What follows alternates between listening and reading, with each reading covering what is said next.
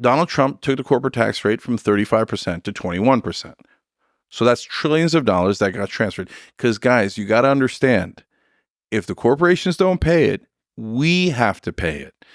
Because we're running up these giant deficits, and eventually either they're going to, not eventually, they keep raising our taxes in different ways that you're not noticing. They keep increasing fees and fines and different ways for the government to collect money.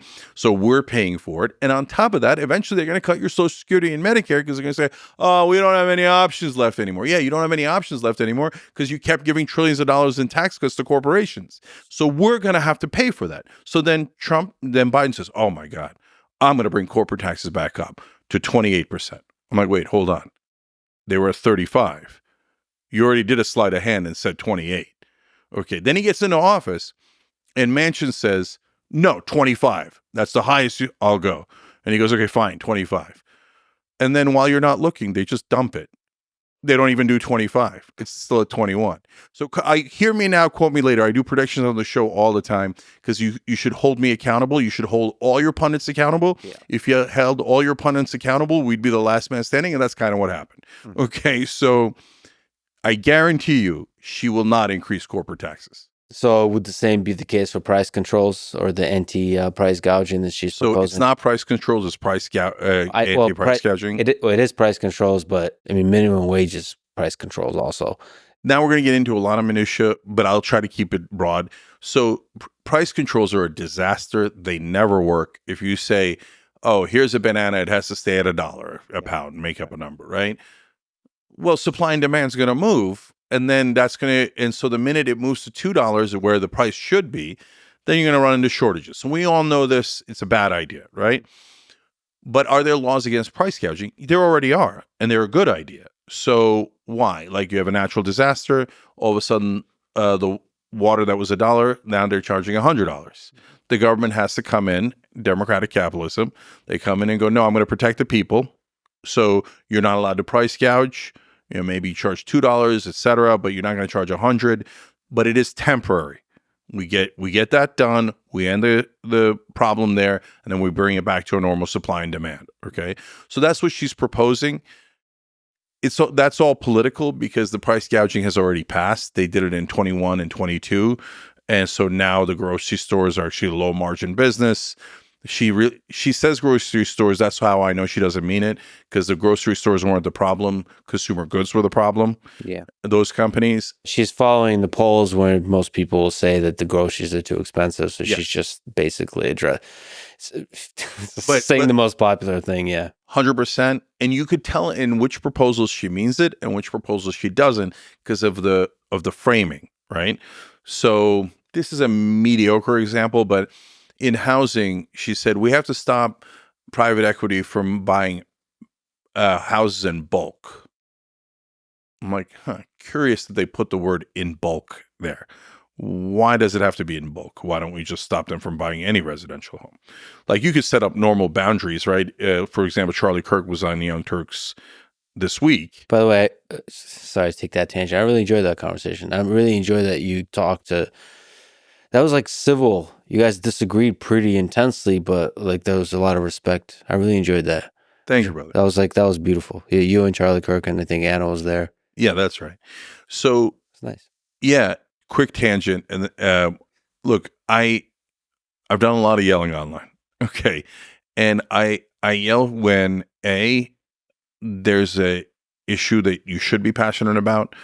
40,000 people, 25,000 women and children slaughtered in Gaza. If you're not emotionally upset by that and you think it's no big deal, I think that's a problem. But when you add gaslighting on top, that's what drives me crazy. And then when you add filibustering on top, then that sets me off. So for all my life, right wing has gone on cable and filibustered. They take up so much more time than the left wing guest. And the left wing guest always goes, oh, okay, well, I'm offended. He's taking up too much time. No, brother, go over the top. Go over the top. You're not going to talk over me. I'm going to talk over you. Okay. So, and then when you gaslight and you go, oh no, 1,200 people in Israel being killed is awful, which it is. But 40,000 people being killed in Gaza is no big deal. We should keep giving them money, keep killing. And that's normal. No, it's not normal. I'm not going to let you say it's normal. That's nuts. Okay. When you like we were against the Iraq War. There was only 2 shows that were on the air nationally that were against the Iraq War, Us and Democracy Now! With Amy Goodman. And at the time, I used to yell all the time because mainstream media would gaslight the fuck out of us. We're going to be greeted as liberators. Me and Ben Mankiewicz on the air. Ben doesn't yell as much. He's now the host of Turner Classic Movies. But he's saying it in a calm way. I'm saying it in a screaming way. We're not going to be greeted as liberators. When you drop a bomb on someone's head, they don't greet you as a liberator. Stop saying insane things. And 7 out of 10 Americans thought that Saddam Hussein had personally attacked us on 9/11. We got lied into that war by corporate media. Okay. Now there's a couple of good things that Trump has done. One is get people to realize corporate media is the matrix, right? And so now, and get them to an anti-war position. He himself doesn't have an anti-war position, but his voters do, and that's a positive. We can come back to that. But these days, the reason why the Charlie Kirk conversations are going great, and Rudy Giuliani and Mike Lindell, and historically, though, go back again, 10 years, 20 years, we've always been respectful when someone comes on our show and we have a debate. As long as they're not yelling, I match the tenor of the host, right? You and I are having a reasonable conversation. I'm not raising my voice. I'm not yelling at you for no reason, right? So now when Charlie's not going to battle anymore for like talking points, I'm shutting off my mind, all I'm doing is yelling at you, then I'm going to yell back at him. But now he's saying, okay, let's have a reasonable conversation. Great. I love it. I love reasonable conversations. It was great. It was refreshing. And what were we talking about? You buying up housing. Yes. So Charlie, when he was on, said, hey, listen, I think that there should be a cap, though. I forget if he said 10 billion or 100 billion in assets. If you have less than that, you should still be able to do real estate as an investment, even if it's residential. But above that, it gets to, okay, that's good. No problem. We can have a debate about that. And we can figure out is the right number 10, 100, 20, 5, no problem. You could put in reasonable limitations.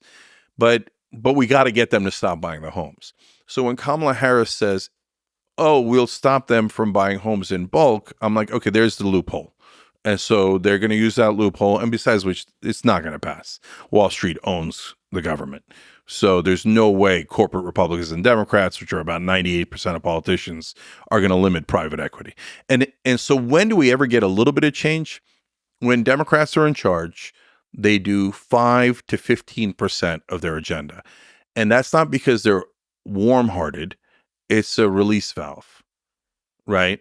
Oh, see, under Obama, we got about 5% change. And what was that? That was Obamacare, right? That was most of the change that we got. And what's the greatest part of Obamacare? And now a lot of right-wing also agree, almost all of right-wing agree about this portion, which is they got rid of a bias against pre-existing conditions. Why did they do that particularly? Because the country was about to get in a fucking rage. We all have pre-existing conditions. If you deny me when I'm sick, what the fuck's the point of insurance, right? And the anger had gotten to a nuclear level. So the release valve, get rid of pre-existing conditions. Let's go back to just milking them regularly. And oh, by the way, put in a mandate so that they have to buy it from us, right? Do you know who originally came up with Obamacare? The Heritage Foundation. It was their proposal. Romney did it in Massachusetts. It was called Romney Care. So I think this is a super important election, but I've earned the credibility to be able to say that because in 2012, I said this is a largely unimportant election. Mitt Romney and Barack Obama's policies on economic issues are near identical. Obamacare was literally Romney Care. Right now, the left says, oh, the Heritage Foundation, it's so dangerous, Project 2025. Well, brother, they're the ones who wrote Obamacare. and you say that's the greatest change in the world, right? So that's why the Democrats, I'll take the 10% change overall. I think Biden did about 15%, but Obama did 5%. But they'll also march you backwards by deregulating like Clinton did and Obama did. The bank bailouts like Obama did.